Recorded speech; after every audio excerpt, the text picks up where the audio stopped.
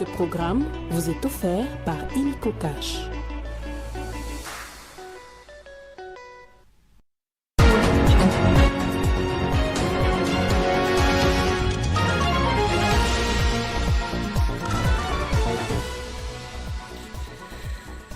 Le flou a régné ce mercredi 9 avril au sujet des négociations directes prévues entre les rebelles du M23 et le gouvernement congolais à Doha. Aucune image, aucune fuite et même des doutes jusqu'au dernier moment sur la tenue ou non de cette rencontre. Plus de détails à suivre dans cette édition du journal.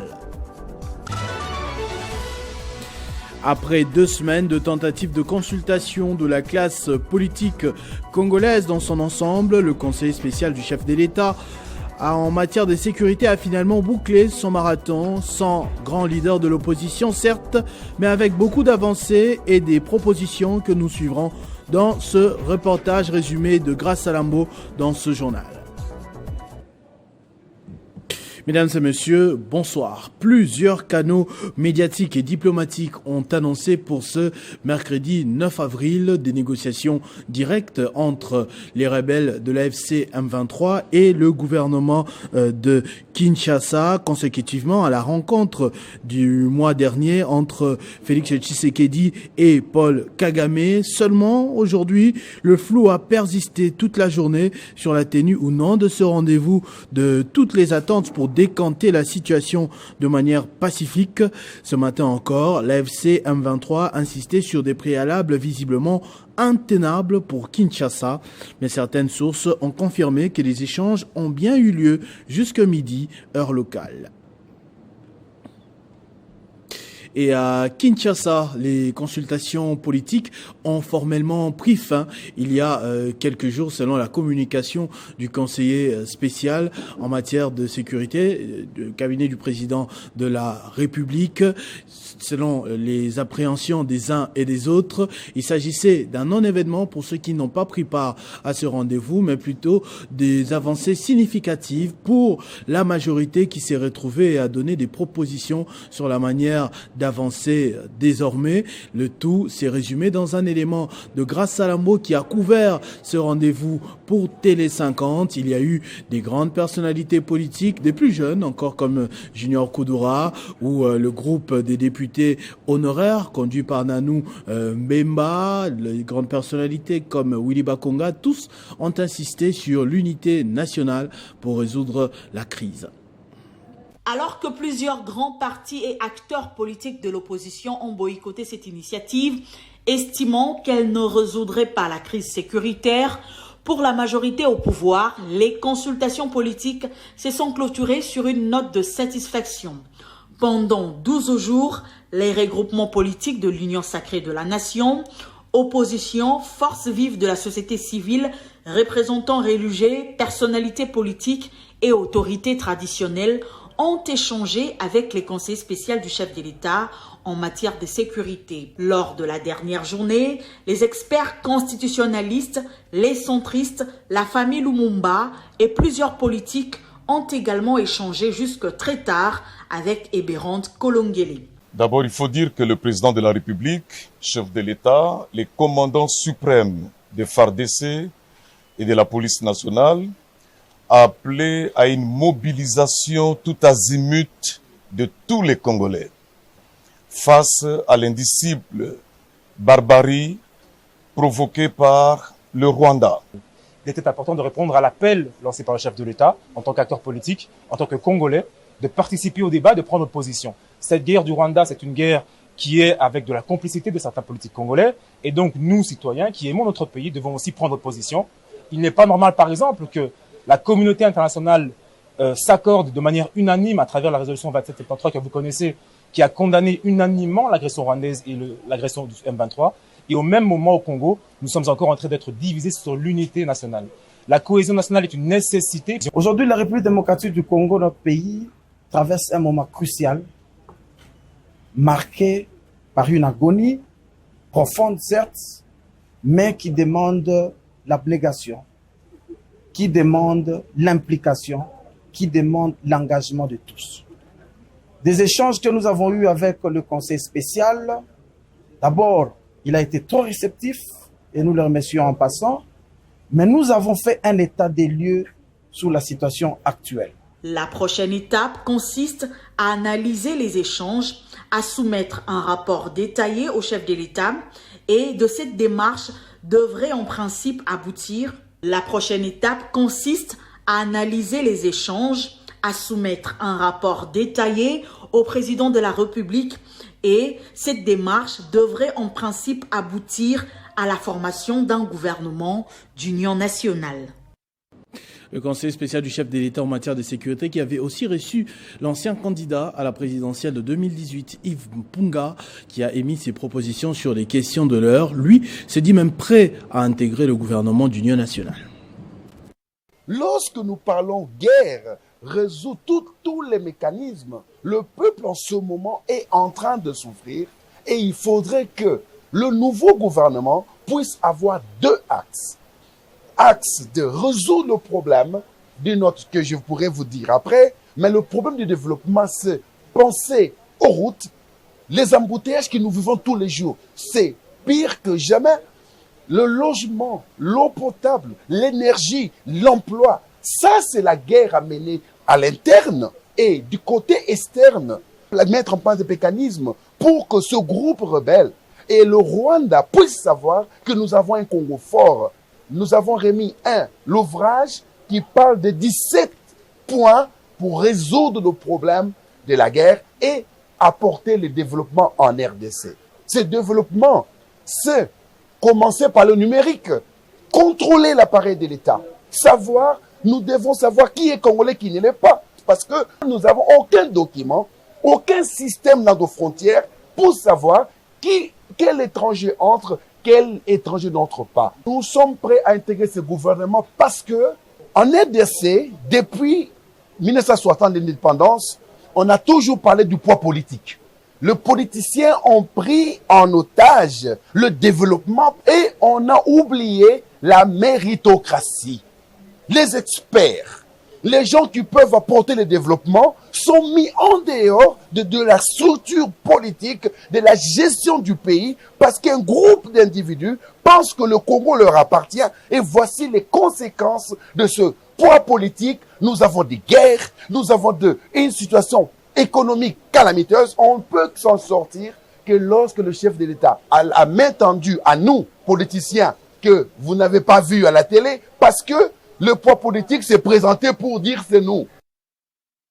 Le chef de l'État a tissé un partenariat de sécurité contre les mines avec les États-Unis qui est d'ailleurs en pleine négociation. Ce partenariat ne peut porter des fruits que si le Parlement joue sa partition. C'est ce que pense le député national Alfred Dibandi. Ce dernier est à l'origine de 2 initiatives parlementaires. Il a adressé une question orale avec débat au directeur général du Fonds minier pour les générations futures, FOMIN, et une question écrite au directeur général du service géologique national du Congo. J'ai déposé 2 initiatives parlementaires d'information. D'abord, on parle du contrôle parlementaire, mais notre règlement intérieur renseigne qu'il est là question d'information. Vous le savez aussi bien que notre État connaît une agression barbare à l'est du pays et qu'aujourd'hui, la situation sécuritaire est la priorité de priorité. Au-delà de cela, s'abat sur la République de nombreux sinistres, de nombreuses catastrophes qui n'entraînent que désolations et pleurs. Et le président de la République, avec son intelligence stratégique, a bien voulu tisser un partenariat de sécurité contre les mines avec les États-Unis d'Amérique. Et ce partenariat ne pourrait porter de fruits que si nous, en tant que parlementaires, dépositaires du pouvoir de contrôle des finances publiques suprême, jouons notre partition utile pour renforcer la bonne gouvernance et la transparence dans la gestion des affaires publiques. C'est à cet effet qu'une question orale avec débat a été adressée au directeur général du Fonds minier pour les générations futures. C'est aussi à cet effet que nous avions saisi le bureau de l'Assemblée nationale pour transmettre une question écrite au directeur général du service géologique national, qui est un service clé, pour nous faire l'état des lieux, d'une part, de la gestion des finances publiques, puisque le donné à notre possession, tel que renseigné dans notre question écrite, atteste d'une dilapidation, pour ne pas parler d'un détournement ou d'indices de détournement. L'action parlementaire en faveur du développement social et justice, c'est le thème de la 105e Assemblée mondiale de l'Union interparlementaire organisée à Tachkent, en Ouzbékistan. Le caucus des sénateurs de la RDC qui ont pris part ont plaidé pour des sanctions contre les auteurs de crimes de guerre. Ils exigent aussi l'application de la résolution 2773 du Conseil de sécurité des Nations Unies. Le caucus de sénateurs de la Chambre haute du Parlement congolais ont exprimé leurs préoccupations face à la situation sécuritaire qui sévit à l'est de la République démocratique du Congo. Au cours de la commission organisée à l'occasion de la 150e Assemblée mondiale de l'Union interparlementaire à Tâche en Ouzbékistan, sous un ton ferme, la sénatrice Carola Guito a dénoncé l'agression rwandaise, soulignant que la violation de l'intégrité territoriale constitue une menace grave à la paix et à la stabilité de la région. Carola Guito appelle la communauté francophone pour soutenir les efforts de paix et exiger le respect de la souveraineté nationale. Il y a un drame humanitaire ignoré du monde. Nous sommes contents qu'à travers la diplomatie, le chef de l'État, le président Félix-Antoine Tshisekedi Tshilombo, ait pu arriver à ce jour à faire entendre notre voix, attendre encore que nous puissions organiser des missions afin de pouvoir s'imprégner de la situation. De son côté, le président de l'Union parlementaire de la francophonie a salué cette prise de position des sénateurs de la RDC tout en annonçant que l'Union parlementaire de la francophonie va tenir compte prochainement de la résolution 2773 du Conseil de sécurité des Nations Unies. Et je vous signale que la commission politique de l'APR se réunit dans 3 semaines au Sénégal et aura évidemment cette question et ce suivi de la résolution à son ordre du jour. Carola Guito a renouvelé son engagement à soutenir ses compatriotes congolais victimes des affres de la guerre, à faire entendre leur voix face à cette injustice. Elle appelle à des sanctions contre les auteurs de ces viols et à l'application sans condition de la résolution 2773 des Nations Unies. Le cardinal Fridolin Ambongo a à son tour constaté les dégâts causés par les pluies diluviennes de ce week-end à Kinshasa. C'était au quartier Ndanou, à Limete, où l'eau n'est pas encore totalement redescendue plus de 72 heures plus tard. Entre-temps, le ministère des Affaires sociales, Action humanitaire et Solidarité nationale continue de se mobiliser pour apporter de l'aide. Nathalie Aziza Mounana et les humanitaires œuvrant dans ce secteur en République démocratique du Congo ont réfléchi au cours d'une réunion où plusieurs solutions concrètes se sont dégagées pour soulager la population. Après avoir écourté son séjour de travail de Lubumbashi dans le Haut-Katanga, la ministre des Affaires sociales, Action humanitaire et Solidarité nationale veut passer à la vitesse supérieure. Comment organiser une riposte humanitaire urgente après les inondations du 4 au 5 avril. Nathalie Aziza Mounana a d'abord réuni les humanitaires et experts de son ministère pour identifier et évaluer la situation.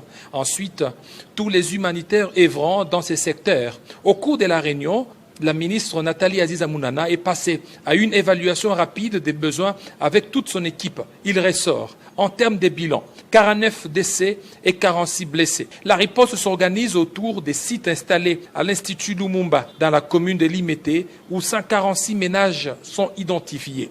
Site Tata Raphaël, 1050 personnes regroupées en 170 ménages. C'est encore là des chiffres provisoires qui peuvent éventuellement évoluer. C'était une réunion de prise de connaissance que Madame la ministre qui vient d'arriver.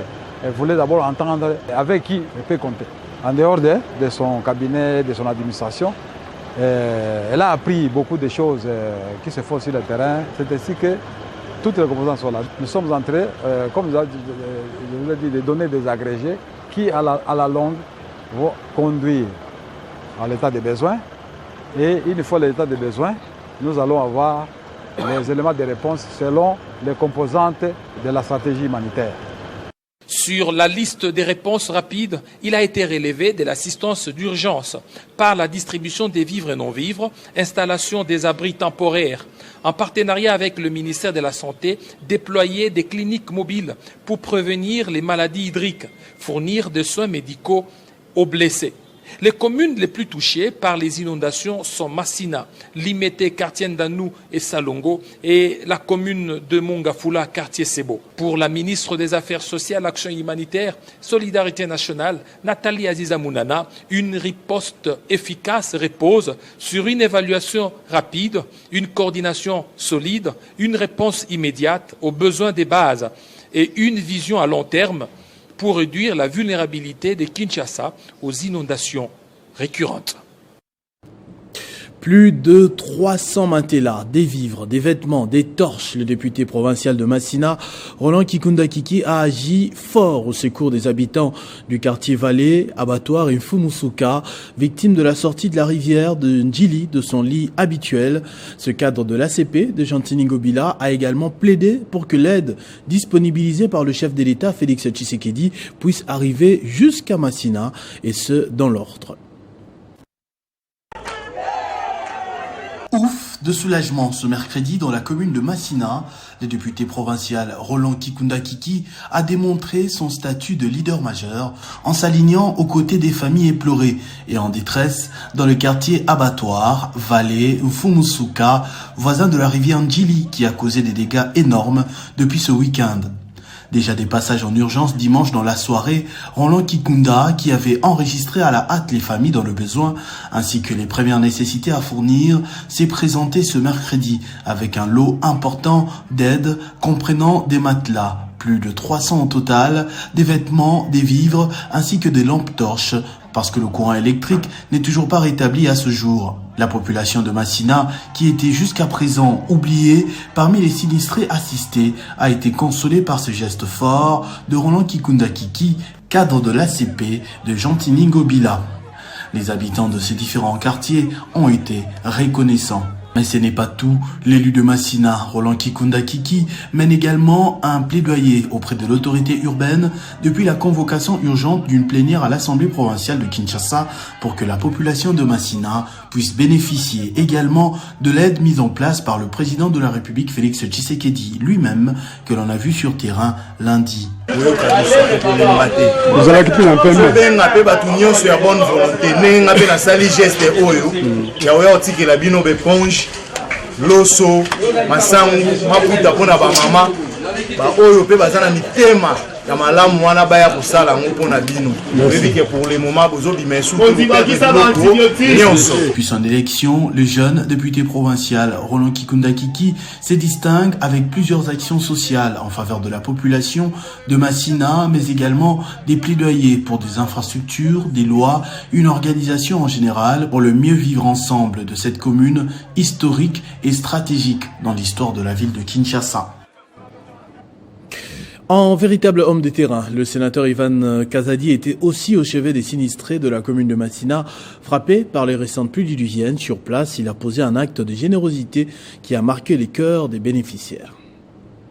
Kinshasa, capitale de la République démocratique du Congo, connaît des inondations horribles dans quelques communes. Face à cette catastrophe liée aux pluies diluviennes du samedi dernier, l'urgence s'impose. C'est ce qu'a révélé le sénateur Ivan Kazadi à l'occasion de sa descente à Massina, précisément au quartier Abattoir, où des sinistrés sont présents pour soulager ces populations qui n'ont pas accès à l'eau potable à la suite de ces inondations. Le sénateur Ivan Kazadi a apporté symboliquement plusieurs paquets d'eau à ces populations du quartier Abattoir dans la commune de Massina, ainsi qu'une enveloppe pour les assister en attendant la mise en pratique du dispositif d'intervention du gouvernement central.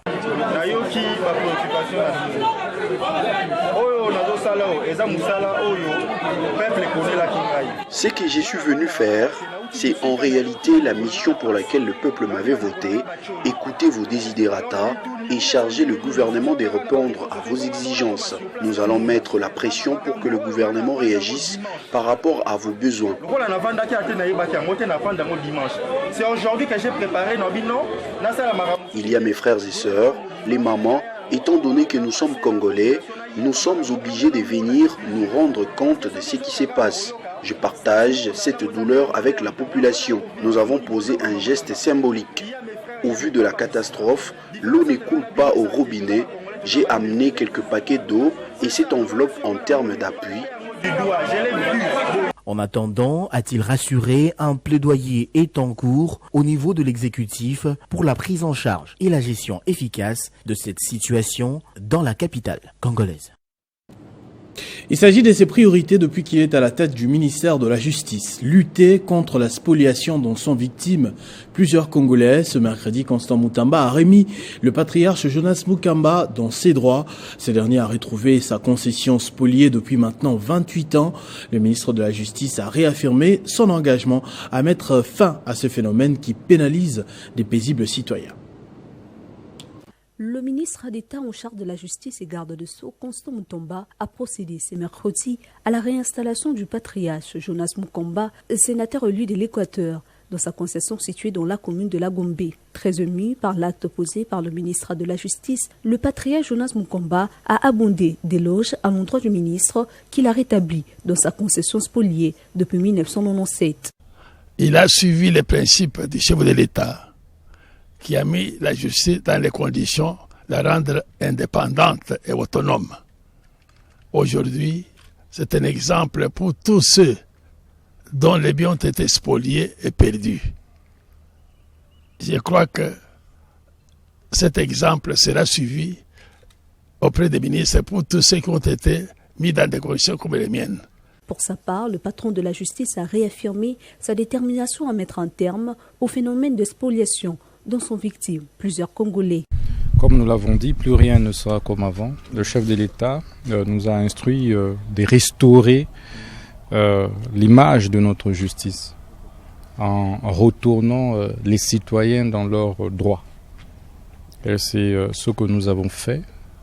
Nous avons été saisis par le patriarche Mukamba sur l'exécution de ces différentes décisions de justice. Véritable soldat du chef de l'État, Félix-Antoine Tshisekedi Tshilombo, dans le secteur judiciaire, Constant Mutamba ne ménage aucun effort pour que la justice retrouve ses lettres de noblesse. Au ministère du Commerce extérieur, il y a eu lancement de la 16e réunion du comité des services en commerce de la ZLECAf, en prélude de la réunion du Conseil des ministres ayant ce portefeuille dans leurs attributions parmi les pays de la ZLECAf. Ce sera notamment à Kinshasa que se tiendra ce rendez-vous. Lancement ce mercredi à Kinshasa de la 16e réunion sur le commerce et les services, en prélude de la 16e réunion du Conseil des ministres du commerce de la zone des libre-échanges continentale africaine ZLECAf, prévue pour le 15 avril prochain dans la capitale congolaise. Pendant 3 jours, les experts venus des 54 pays membres de la ZLECAf vont examiner les versions finales, projet du cadre réglementaire du service financier et des services de communication. Objectif est permettre le démarrage des échanges dans ces 2 secteurs, et ce, dans le cadre de la ZLECAf qui vise l'accroissement du commerce intra-africain. Donnant le go de ces travaux au nom du ministre du Commerce extérieur, Julien Paluku-Kaungia, le secrétaire général du Commerce extérieur, Gilles Mulumbu, a appelé les experts de mettre en contribution leur expertise pour doter la zone de libre-échange continentale africaine ZLECAf des instruments de travail pour ainsi accélérer l'effectivité du grand marché commun continental, car les différentes parties ont déjà déposé leur liste d'engagements spécifiques dans les 5 secteurs prioritaires, notamment le transport, le tourisme, la communication et les services financiers, a-t-il ajouté. Un grand défi que nous avons, nous Africains, nous Congolais, d'abord de savoir qu'au-delà du commerce des marchandises, qui fait rentrer certes des recettes à travers les tarifs douaniers, mais également il y a un autre secteur qui est aussi important, mais celui-là est régulé par la réglementation à l'interne. Tourisme, télécommunications, communication, services financiers et les autres services, les 5 priorités vont également contribuer à faire avancer le commerce africain. Parce que même pour exporter ou importer, il y a des contacts qu'il faut prendre, il y a des engagements qu'il faut honorer. Et donc ces engagements se font à travers les banques commerciales. Ces 2 secteurs ont été privilégiés pour que les négociations commencent dans ces secteurs-là.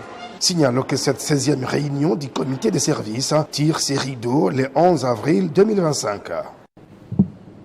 Pour assurer la sécurité publique et restaurer l'autorité de l'État, le maire de Kolwezi, Jacques Massengo Kindele, a lancé ce lundi l'opération de remise de l'ordre dans les secteurs du transport sous la bénédiction de la gouverneure Fifi Masuka Saini, une action appuyée par une équipe mixte composée des agents de la mairie, de la police nationale et des associations de chauffeurs. Nous devons suivre Renforcer la sécurité de la population et ses biens dans sa juridiction, assurer le maintien d'ordre et la tranquillité publique, voilà ce qui justifie le lancement dans ces secteurs de transport, l'opération des remises à l'ordre sur terrain. Sous la bénédiction de l'autorité provinciale Fifi Masuka Saini, la dite opération a été lancée par le maire de Kolwezi, Maître Jacques Masengo Kindele, qu'accompagné du bourgmestre de la commune de Manika, dans la matinée de ce lundi 7 avril 2025, à la place SNCC. Dévot une forte équipe mixte composée des agents de l'inspection générale de la mairie de Kolwezi, Transcom, les associations d'encadrement des chauffeurs ainsi que la police nationale congolaise et dont le groupe PCR. Banduku bamoya bananza kuingia kupitia mataxi bus bananza kufanya maenlèvement jo pale turibeba ma disposition après consulter ma service attitré na ma association ninju ya nini ninju ya kuidentifie kupermettre bale baisager bayu ya kusema hii motoka na panda ni taxi. Dans ton ferme, le maire, bien avant de lancer l'opération dans sa juridiction, a rappelé c'est à quoi la mission de ces équipes de contrôleurs sont appelées à exécuter sur terrain. Wewe propriétaire wa motoka, tunapasha kujua na wewe unapasha kujidentifier. Mobilisant ces équipes, le patron de Kolwezi appelle à la rigueur et à ne pas céder à la complaisance et toute manipulation sur terrain. Ne vous laissez pas intimider. Tunapasha faire respecter loi. Tunapasha faire respecter ordre. Na hii décision haikutoke kwa maire. Ni décision ya conseil provincial ya sécurité. Mule munekalaka gouverneur, muku vice-gouverneur, muku bakuba bote ba sécurité. Bien avant de se séparer de ces équipes, le premier citoyen de Kolwezi a remis 2 documents justifiant leur présence sur terrain, dont l'arrêté urbain ainsi que l'ordre d'émission. Les récalcitrants seront réprimandés selon l'arrêté urbain. Sur le terrain, l'opération est une réussite. Les véhicules non en ordre ont été appréhendés et conduits au parking public de la mairie de Kolwezi. Cette opération relève de la volonté inébranlable de l'autorité urbaine à sécuriser ses administrés et à restaurer l'autorité de l'État dans tous les secteurs de sa chère juridiction, y compris celui des transports, selon l'état des droits, prôné par les chefs de l'État, Félix-Antoine Tshisekedi. Fini la spéculation, la province du Kassai oriental vient de recevoir le premier lot des matériels fabriqués à Prague, en République tchèque, par la firme Seco, partenaire de la MIBA, matériel destiné à la modernisation de la centrale hydroélectrique de Tchiala, gage de la volonté du chef de l'État qui tient à la relance de la minière de Bakwanga. C'est dans le cadre de la vision du chef de l'État, Félix-Antoine Tshisekedi Tshilombo, qui tient à la relance de la minière des Bakwanga, que Seco RDC veut apporter un ouf de soulagement au peuple de l'espace Grand Kassai. Philippe Kabongo, directeur général des Seco RDC, justifie le retard enregistré et promet de résultats d'ici peu. Il y a un colis qui est arrivé, qui a traîné 7 mois dans l'entrepôt de la douane à l'aéroport parce qu'il y avait une procédure administrative très compliquée. Mais si on avait libéré ça avant, on serait déjà très loin. Hein? La volonté est là, on est en train de fabriquer les pièces, mais il faut que l'État nous accompagne dans ça. Partenaire de la MIBA, Seco RDC vient de doter à la province des matériels destinés à la modernisation de la centrale hydroélectrique de Tchiala, à la grande satisfaction de la population et le chef traditionnel de Kabimba. Même Njumusanka Bikol, Nsagila Nzambi Nibakishibani, Nibatata, Bokumuna Chafu cha Seco, Chinene Chumuka Kumatunga Meni.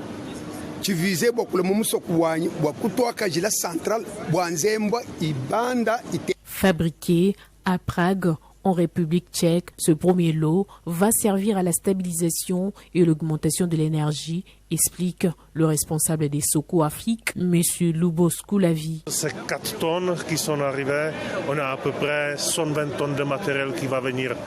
Donc autour de 75 de différentes tailles. Téné, ces matériels arrivent à Mbujimai pendant que la MIBA traverse des moments difficiles, créant ainsi des doutes et réserves auprès des investisseurs potentiels. Pour rappel, l'entreprise Seco prend en charge un grand nombre de travailleurs Enerca, affectés à la production, commercialisation, maintenance et stabilisation de l'électricité.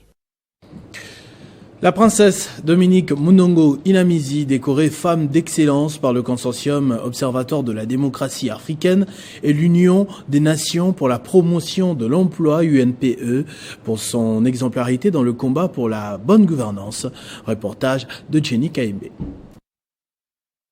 C'est à titre honorifique que la princesse et rapporteur adjoint de l'Assemblée nationale est décorée femme d'excellence par le consortium Observateur de la démocratie africaine et l'Union des nations pour la promotion de l'emploi. Ce titre, qui vient s'ajouter à d'autres reçus avant, lui est décerné pour son exemplarité dans le combat pour la bonne gouvernance et le développement social, fruit des efforts de plusieurs années. Nous sommes venus publiciter, décorer honorable princesse Dominique Munongo Inamizi pour sa lutte de plus de 10 ans pour la démocratie en République démocratique du Congo. D'abord, une princesse d'un grand royaume, puis un acteur de développement bien longtemps dans la société civile.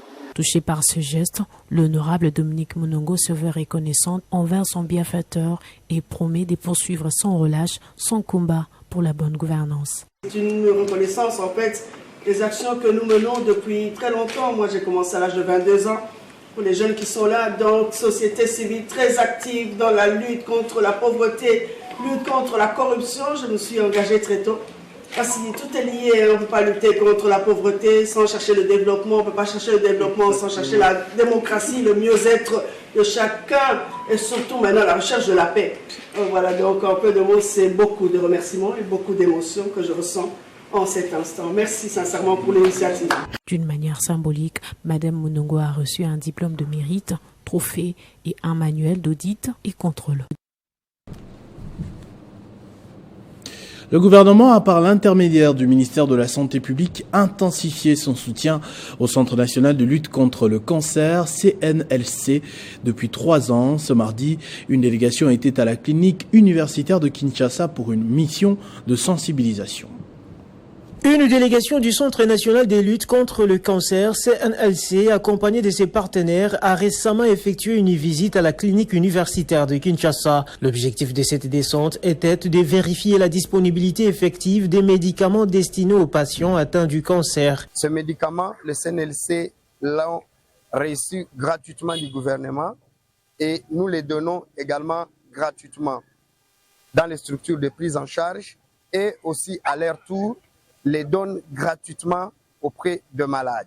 C'est dans ce cadre que nous avons terminé cette mission ici aux cliniques universitaires et j'en appelle à travers ces micros à tous les malades et surtout aux médecins traitant dans d'autres structures qui ne sont pas du réseau de référer le malade quand ils suspectent les cas de cancer chez un malade. C'est mieux de les transférer dans les structures où il y a les compétences qui sont présélectionnées par le CNLC. Les médecins présents ont salué cette initiative qui permet aux malades de bénéficier de médicaments gratuitement. Cette démarche offre un répit bienvenu à de nombreuses familles confrontées aux coûts élevés des traitements anticancéreux. Ici, pour moi, l'occasion de dire grand merci au gouvernement. Parce qu'en fait, ça fait depuis plus de 5 ans que nous étions en train de prier. Et enfin, le gouvernement commence à écouter notre cri de l'âme. Pour la ville de Kinshasa, le CNLC a sélectionné plusieurs établissements de santé dont le centre Nganda, le centre médical Mater Dei, l'hôpital militaire Kankokolo, l'hôpital de référence de la police, le piste médical sanitaire délimité, le centre Mutombo Dikembe ainsi que la clinique universitaire de Kinshasa. Ces mesures visent à renforcer l'accès aux soins pour les patients et à améliorer leur qualité de vie. Reconnaissance du combat du prophète Simon Kimbangu. L'Église et toute la République démocratique du Congo continuent de se souvenir de l'envoyé spécial de Dieu 104 ans après. Une célébration officielle a vécu le 6 avril dernier au siège de Nkamba, au Congo central, en présence des milliers de fidèles venus de partout dans le monde.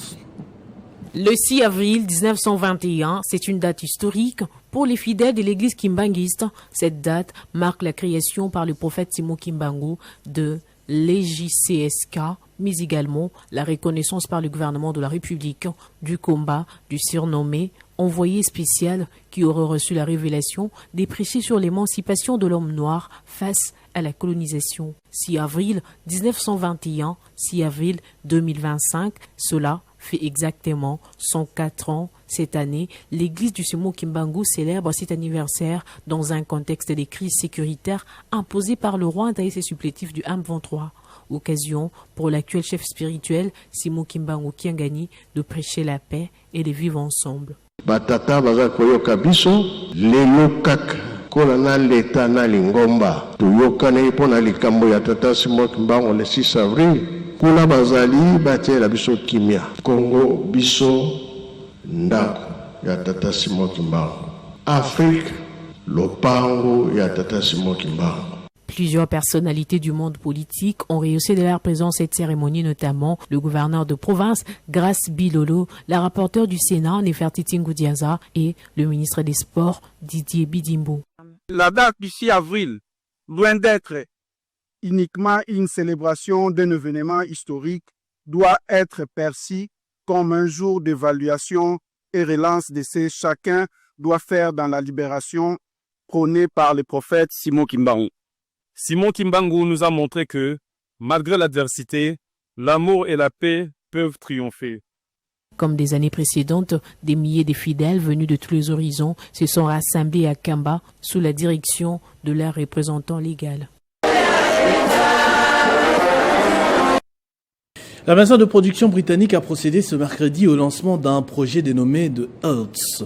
Cet événement marque le début d'un voyage inoubliable de 20 000 km s'étendant du bassin du Congo en République démocratique du Congo à travers 11 pays jusqu'au cercle arctique.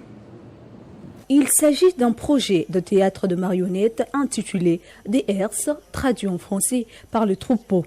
L'objectif est de mettre en valeur ces animaux qui, face au bouleversement climatique, quittent leur environnement habituel à la recherche de refuge ailleurs. Les organisateurs du projet ont tour à tour apporté des explications claires à ce sujet.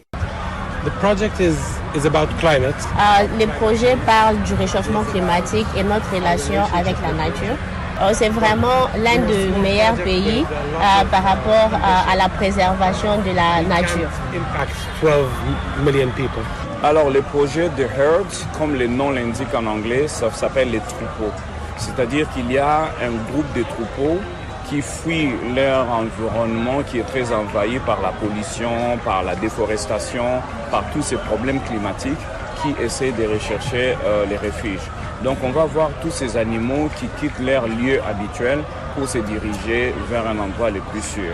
Nous voulons sensibiliser les gens entre leur relation et la nature. La nature est très importante pour nous, mais l'humain a tendance à négliger la nature. De son côté, le représentant du WWF, partenaire du projet, a salué l'initiative et réaffirmé le soutien de sa structure tout au long de cette aventure. Ce projet n'est pas seulement un voyage géographique, c'est un voyage de sensibilisation, d'émerveillement et surtout d'engagement pour la préservation de notre planète. La vision et la portée de votre organisation résonnent profondément avec les valeurs du WWF. Ceci marque le début d'un voyage inoubliable à travers le bassin du Congo. Ce journal est terminé, je vous en rappelle tout de suite les principaux titres. Le flou a régné ce mercredi 9 avril au sujet des négociations directes prévues entre les rebelles du M23 et le gouvernement congolais à Doha. Aucune image, aucune fuite et même des doutes jusqu'au dernier moment sur la tenue ou non de cette rencontre. Vous avez suivi quelques détails dans cette édition du journal.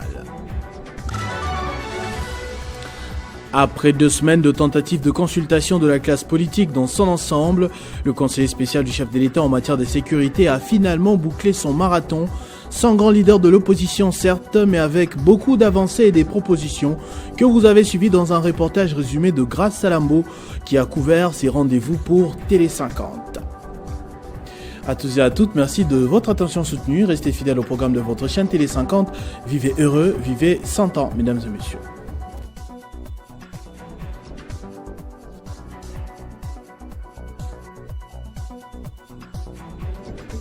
Retrouvez toute l'actualité en continu sur www.tele50.cd.